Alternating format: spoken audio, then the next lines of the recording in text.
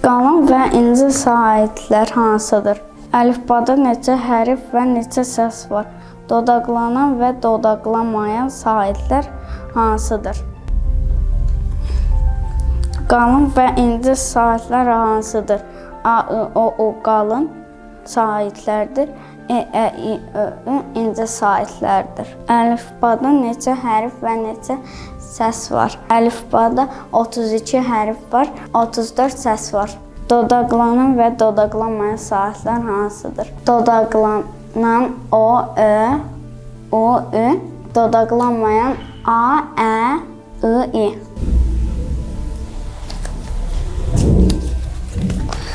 Qoşma və onun məna növləri.